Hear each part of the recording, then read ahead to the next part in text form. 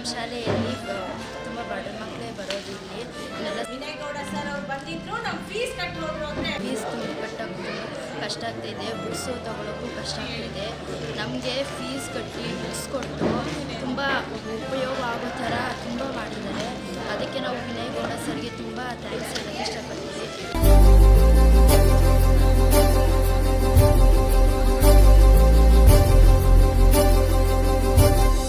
ವಿಶೇಷವಾಗಿ ನಮ್ಮ ಹುಣಗೇರಿ ಪ್ರೌಢಶಾಲೆಯನ್ನು ಯುವಸೇನೆ ಮತ್ತು ಯುವಶಕ್ತಿ ವತಿಯಿಂದ ಶೈಕ್ಷಣಿಕ ದತ್ತು ತಗೊಂಡಿದ್ವಿ. ಅಕ್ಷರ ಕಲಿಸೋ ಜ್ಞಾನ ಅಳಿಸೋ ಅವನು ಅನ್ನದಾತಾನೆ.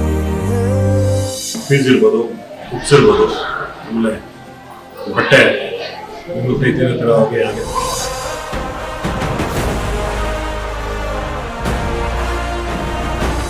ವಿಶೇಷವಾಗಿ ನಮ್ಮ MLA ಅವ್ರಿಗೆ ಹುಟ್ಟುಹಬ್ಬದ ಇನ್ನೊಂದು ಸತಿ ಹುಟ್ಟುಹಬ್ಬದ ಆರ್ಥಿಕ ಶುಭಾಶಯಗಳು.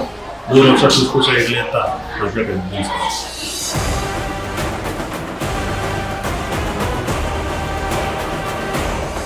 ಮಾಲೂರಿನ ಜನಪ್ರಿಯ ಶಾಸಕ ನಂಜೇಗೌಡರ ಹುಟ್ಟುಹಬ್ಬಕ್ಕೆ ಬೆಳ್ಳಿಗದೆಯನ್ನ ಉಡುಗೊರೆಯಾಗಿ ಕೊಟ್ಟು ಸುದ್ದಿಯಾಗಿದ್ದ ನೊಸಗೆರೆ ಗ್ರಾಮ ಪಂಚಾಯಿತಿ ಅಧ್ಯಕ್ಷ PS ವಿನಯ್ ಗೌಡ ಅವರು ಇದೀಗ ನಂಜೇಗೌಡರ ಹುಟ್ಟುಹಬ್ಬದ ಪ್ರಯುಕ್ತ ಸರ್ಕಾರಿ ಶಾಲೆಯೊಂದನ್ನು ದತ್ತು ಪಡೆಯುವ ಮೂಲಕ ಮತ್ತೊಂದು ಸುದ್ದಿಯನ್ನು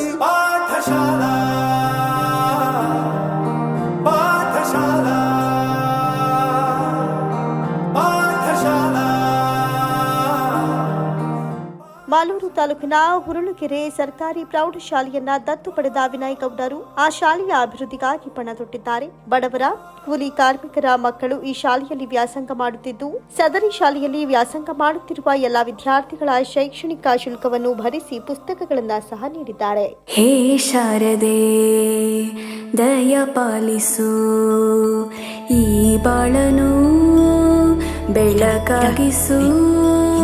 ಹೇ ಶಾರದೆ ದಯ ಪಾಲಿಸು, ಈ ಬಾಳನು ಬೆಳಕಾಗಿಸು. ಜೊತೆಗೆ ಮುಂದಿನ ದಿನಗಳಲ್ಲಿ ಸಮವಸ್ತ್ರದ ಜೊತೆಗೆ ದೂರಗಳಿಂದ ಬರುವ ವಿದ್ಯಾರ್ಥಿನಿಯರಿಗೆ ಬೈಸಿಕಲ್ ನೀಡುವ ಭರವಸೆಯನ್ನ ನೀಡಿದ್ರು. ಈ ಸಂದರ್ಭದಲ್ಲಿ ಹುರುಳಿಕೆರೆ ಸರ್ಕಾರಿ ಪ್ರೌಢಶಾಲೆಯ ಮುಖ್ಯ ಶಿಕ್ಷಕರು ಮತ್ತು ಸಹ ಶಿಕ್ಷಕರು ಮತ್ತು ಸಿಬ್ಬಂದಿಯಿಂದ ಯುವ ಸೇನೆ ಸಂಸ್ಥಾಪಕ ಅಧ್ಯಕ್ಷರು ಹಾಗೂ ನೊಸಗೆರೆ ಗ್ರಾಮ ಪಂಚಾಯತ್ ಅಧ್ಯಕ್ಷರಾದ PS ವಿನಯ್ ಗೌಡ ಅವರನ್ನ ಗೌರವದಿಂದ ಸನ್ಮಾನಿಸಲಾಯಿತು.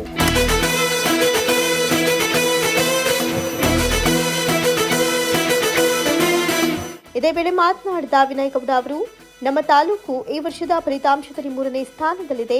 ಈ ಶಾಲೆಯಲ್ಲಿ ಬಡವರ ಮಕ್ಕಳು, ಕೂಲಿಕಾರರ ಮಕ್ಕಳು ಓದ್ತಾ ಇದ್ದು ಅವರಿಗೆ ಬೇಕಾದ ಸೌಲಭ್ಯಗಳನ್ನ ನಾವು ನೀಡಲಿದ್ದೇವೆ.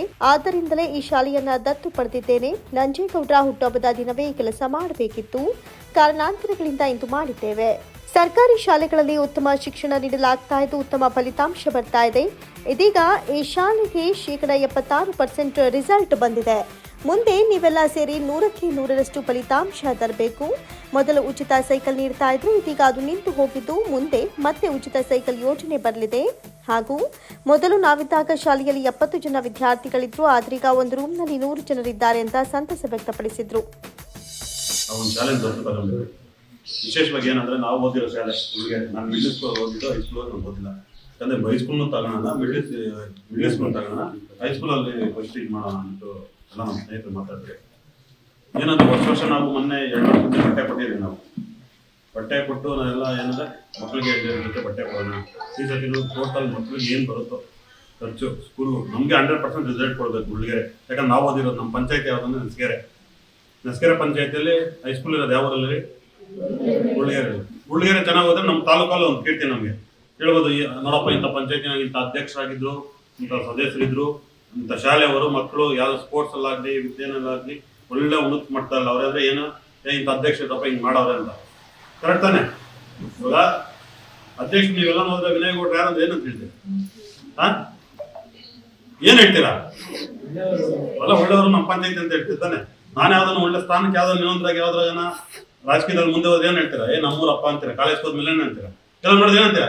ನೋಡಿ ನಮ್ಮೂರು ನಗಿತಾವಳು ಹಿಂದೆ ಹಂಗೆ ಅಲ್ಲ ನಮ್ಮೂರ ಮಗು. ಅದಕ್ಕೆ ಹೇಳ್ತಾರೆ ಮಕ್ಕಳು ಚೆನ್ನಾಗಿ ಓದ್ಬೇಕು. ಯಾಕಂದ್ರೆ ತಂದೆ ತಾಯಿ ತುಂಬಾ ಕಷ್ಟ ಬಿದ್ದು ನಿಮ್ಮನ್ನ ಸ್ಕೂಲ್ ಕಳಿಸ್ತವ್ರೆ. ನಾವು ಕಣ್ಣಾರು ನೋಡಿರೋದು ಏನೇನು ಕಷ್ಟ ಬಿಡ್ತಾರೆ ಎಲ್ಲ. ಇಲ್ಲಿ ಗೌರ್ಮೆಂಟ್ ಶಾಲೆ ಸುಮಾರು ಜನ ಎಲ್ಲ ಪ್ರೈವೇಟ್ ಶಾಲೆಗಳಲ್ಲೇ ಓದ್ತಾ ಇರೋದು. ನಾವು ಹೋದಾಗ ಒಂದೊಂದು ಸೆಕ್ಷನ್ ಅಲ್ಲಿ 60ರಿಂದ 70 ಜನ ಇರೋರು. ಇವಾಗ ಎಲ್ಲ ಸ್ಕೂಲೆಲ್ಲ ಸೇರಿದ್ರೆ ಒಂದು 3 ಜನ ಬರ್ತಿರ್ತಾರೆ. ಅರ್ಥ ಏನಂದ್ರೆ ಎಲ್ಲ ಪ್ರೈವೇಟ್ ಶಾಲೆಗಳಿಗೆ ಹೋಗೋರು. ಯಾಕೆ ಗೌರ್ಮೆಂಟ್ ಸ್ಕೂಲಲ್ಲಿ ಒಳ್ಳೆ ಎಜುಕೇಶನ್ ಕೊಡ್ತಾವ್ರೆ. ಮೊನ್ನೆ ರಿಸಲ್ಟ್ 98%. ತಾಲೂಕಿಗೆ ಮೂರನೇ ಸ್ಥಾನ ನಮ್ಮ ಹುಡುಗೇರಿ ಶಾಲೆ. ಖುಷಿಯಾಗಿದೆ. ಇನ್ನೂ ಚೆನ್ನಾಗಿ ಆಗುತ್ತೆ. ಏನೋ ಹೆಚ್ಚು ಕಡಿಮೆ ಆಗಿರ್ತವೆ ನಮ್ಮ ಮಕ್ಕಳ ಶಾಲೆಗಳಿಗೆ. ಏನೋ ತಂದೆ ತಾಯಿ ಏನೋ ಪ್ರಾಬ್ಲಮ್ ಇರ್ತೈತೆ, ಸ್ಕೂಲ್ ಬರ್ದಿದ್ದು ತಕ್ಷಣ ಇರ್ತೈತೆ. ನಾವು ಹೇಳೋದಂದ್ರೆ ಇವಾಗ 8, 9, 10th ಮಕ್ಕಳಂತೂ ತುಂಬಾ ಚೆನ್ನಾಗಿ ಓದಿದ್ರೆ ಒಳ್ಳೆ ಭವಿಷ್ಯ ಇದೆ. ನಂತರ ಮಾತನಾಡಿದ ಮಾಲೂರು ತಾಲೂಕಿನ ಯುವ ಶಕ್ತಿ ಅಧ್ಯಕ್ಷ ಎನ್ ಸಂತೋಷ್ ಕುಮಾರ್ ಅವರು, ಎಲ್ಲರೂ ಚೆನ್ನಾಗಿ ಓದಿದ್ರೆ ಒಳ್ಳೆ ಕೆಲಸ ಸಿಗುತ್ತೆ. ಇಂದು ಸರ್ಕಾರಿ ಶಾಲೆಯಲ್ಲಿ ಓದಿದ ಅದೆಷ್ಟೋ ಮಕ್ಕಳು IAS, IPS ಮಾಡಿದ್ದಾರೆ. ನೀವು ಸಹ AC ರೂಮಲ್ಲಿ ಕೂತು ಒಳ್ಳೆಯ ಸಂಬಳ ಪಡೆಯಬಹುದು. ಆದ್ದರಿಂದ SSLC ಹಾಗೂ PUCಯಲ್ಲಿ ಚೆನ್ನಾಗಿ ಓದಿ, ಬೇರೆ ಕಡೆ ಗಮನ ಕೊಡಬೇಡಿ. ಮೊಬೈಲ್, ಸೋಷಿಯಲ್ ಮೀಡಿಯಾ ಎಲ್ಲ ಮುಂದೆ ಬರುತ್ತೆ, ಈಗಲೇ ಬೇಡ. ಕೆಲವು ಖಾಸಗಿ ಶಾಲೆಗಳಲ್ಲಿ ಚೆನ್ನಾಗಿ ಓದಿ ರ್ಯಾಂಕ್ ಬರುವವರನ್ನು ಮಾತ್ರ SSLCಗೆ ಉಳಿಸಿಕೊಂಡು ಉಳಿದವರಿಗೆ 9ನೇ ತರಗತಿಯ ನಂತರ TC ಕೊಟ್ಟು ಕಳಿಸ್ತಾರೆ. ಆದರೆ ಸರ್ಕಾರಿ ಶಾಲೆಯಲ್ಲಿ ಯಾರು ಚೆನ್ನಾಗಿ ಓದೋದಿಲ್ವೋ ಅಂಥವರನ್ನ ಸಹ ಚೆನ್ನಾಗಿ ಓದಿ ಪಾಸ್ ಆಗುವಂತೆ ಮಾಡ್ತಾರೆ. ಆದ್ದರಿಂದ ನೀವು ಸಹ ಸರ್ಕಾರಿ ಶಾಲೆಗೆ ಮಕ್ಕಳನ್ನ ಸೇರಿಸುವಂತೆ ಬೇರೆಯವರಿಗೆ ಸೂಚಿಸಬೇಕು ಅಂತ ಕರೆ ಕೊಟ್ಟರು. ನಮ್ಮ ಶಾಲೆಗೆ ಸೇರಿಸಿ, ಅನುಕೂಲಗಳಿದ್ದಾವೆ. ನಿಮಗೆ ಬುಕ್ಸ್ ಸಿಗ್ತವೆ, ಒಳ್ಳೆ ಎಜುಕೇಶನ್ ಇದೆ. ನೋಡಿ, ನಮ್ದು ಲಾಸ್ಟ್ ಇಯರ್ ಈ ರಿಸಲ್ಟ್ ಇದೆ, ಆ ಸ್ಕೂಲ್ ರಿಸಲ್ಟ್ ಇಲ್ಲ, ಇಲ್ಲಿ ಇಷ್ಟಿದೆ ಅಂತ. 54 ಜನ ಏನಾದ್ರು ಎಲ್ಲ ಸರ್ಕಾರಿ ಶಾಲೆಗಳಿಗೆ ಬಂದ್ರು. ನಮ್ಮ ಮಾಲೂರಲ್ಲಿ ಜೂನಿಯರ್ ಕಾಲೇಜ್ ಗೊತ್ತಲ್ಲ, ಅಲ್ಲಿಗೆ 11 ಜನ ಬಂದಿರ್ತಾರೆ ಆ ಸ್ಕೂಲಿಂದ. 11ರಲ್ಲಿ 10 ಜನ ಫೇಲ್ ಆಗಿದ್ದಾರೆ. ಆ 10 ಜನ ಫೇಲ್ ಆಗಿರೋದಕ್ಕೆ ಆ ಶಾಲೆ ಫಲಿತಾಂಶದ ಪಟ್ಟಿಯಲ್ಲಿ ಆ ಶಾಲೆ 6ನೇ ಪ್ಲೇಸ್ಗೆ ಹೋಗಿದ್ರು. ಅವ್ರು ಬಂದಿಲ್ಲ ಅಂದ್ರೆ ನಿಮ್ ಸ್ಕೂಲ್ ಜೊತೆಲಿ ಅಕ್ಕಪಕ್ಕದಲ್ಲಿ ಇರ್ತಾ ಇದ್ರು. 4ನೇ ಪ್ಲೇಸ್, 5ನೇ ಪ್ಲೇಸ್ ಎಲ್ಲ ಆರಾಮಾಗಿರ್ತಾ ಇದ್ರು. ಅದು ಆ ಸ್ಕೂಲ್ ಮಾತ್ರ ಅಲ್ಲ, ಬೇರೆ ಸ್ಕೂಲಿಂದ ಆ ಸ್ಕೂಲಲ್ಲಿ ಏನು ಪರ್ಸೆಂಟೇಜ್ ಇದೆ, ಫೇಲ್ ಆಗಿರೋ ಪರ್ಸೆಂಟೇಜು, ಅದರಲ್ಲಿ 60+% ಎಲ್ಲ ಹೊರಗಡೆಯಿಂದ ಬಂದು ಸೇರ್ಕೊಂಡಂತವ್ರು. ಸರ್ಕಾರಿ ಶಾಲೆಗಳಿಗೆ ಫಲಿತಾಂಶ ಯಾಕೆ ಕಡಿಮೆ ಆಗ್ತದೆ ಅಂತ ಇದೇ ಕಾರಣ. ಬೇರೆ ಏನು ಯೋಚನೆ ಮಾಡಕ್ ಹೋಗ್ಬೇಡಿ. ಸರ್ಕಾರಿ ಶಾಲೆಯಲ್ಲಿ ಓದೋದೇ ಒಂದು ಹೆಮ್ಮೆಯ ಸಂಗತಿ. ಇಲ್ಲೇ ನೀವು ಓದ್ಬೇಕು. ನೆಕ್ಸ್ಟ್ ಯಾರಾದ್ರೂ ನೀವು ಇಲ್ಲಿ ಅಡ್ಮಿಷನ್ ದಾಖಲಾತಿ ಸಂಖ್ಯೆ ಜಾಸ್ತಿ ಮಾಡೋದು ಬೋಧಕ ಸಿಬ್ಬಂದಿಗೆ ಮತ್ತೆ SDMCಗೆ ಎಷ್ಟು ಜವಾಬ್ದಾರಿ ಇರುತ್ತೋ ಅದಕ್ಕಿಂತ ಜಾಸ್ತಿ ನಿಮ್ಗಿರುತ್ತೆ. ಅಕ್ಕಪಕ್ಕ ಶಾಲೆಗಳಲ್ಲಿ ನಾನು ಇರ್ತೀನಿ ಜೊತೆನಲ್ಲಿ, ನಾನು ಓದಿಸ್ತೀನಿ ಅಂತ ಹೇಳಿ ನೀವು ಕರ್ಕೊಂಡು ಬರ್ಬೋದು. 8th ಅವ್ರು, 9th ಅವ್ರನ್ನ, 9th, 10th ಅವರು ಉಳಿದವ್ರನ್ನ. ಒಂಚೂರು ಜವಾಬ್ದಾರಿ ತಗೊಳ್ಳಿ. ನಿಮ್ ಸ್ಕೂಲು ತುಂಬಿ ತುಳುಕ್ತಾ ಇರಬೇಕು ಮಕ್ಕಳ ಜೊತೆ. ಅದು ಶಿಕ್ಷಕರಿಗೂ ಪಾಠ ಮಾಡೋಕೆ ಒಳ್ಳೆ ಹುಮ್ಮಸ್ ಇರುತ್ತೆ. ಇಷ್ಟು ಸ್ಟ್ರೆಂತ್ ಇದೆ, ನನಗೆ ಜವಾಬ್ದಾರಿ ಇದೆ, ಇಷ್ಟು ಜನ ಪಾಸ್ ಮಾಡ್ಬೇಕು ಅಂತ. ಶಾಲೆಯ ಬಗ್ಗೆ ಕಾಳಜಿ ಇರಲಿ. ಮತ್ತೆ ನೀವು ಅಷ್ಟೇ ಓದೋದ್ರ ಬಗ್ಗೆ ಮಾತ್ರ ಸದ್ಯಕ್ಕೆ ಪ್ರೌಢಶಾಲೆಗಳು ಮುಗಿಯೋವರೆಗೂ, ಕಾಲೇಜಿಗೆ ಆದೋದ್ಮೇಲೆ ನಿಮ್ಗೆ ಬೇರೆ ಮೆಚುರಿಟಿ ಇರುತ್ತೆ, ಬೇರೆ ನಿಮ್ದು ಸಬ್ಜೆಕ್ಟ್ಸ್ ಚೇಂಜ್ ಆಗುತ್ತೆ. ಪ್ರೌಢಶಾಲೆ ಮುಗಿಯೋವರೆಗೂ ಕಡ್ಡಾಯವಾಗಿ ನೀವು ಓದೋದ್ರ ಬಗ್ಗೆ ಮಾತ್ರ ಗಮನ ಇರಿಸಿ.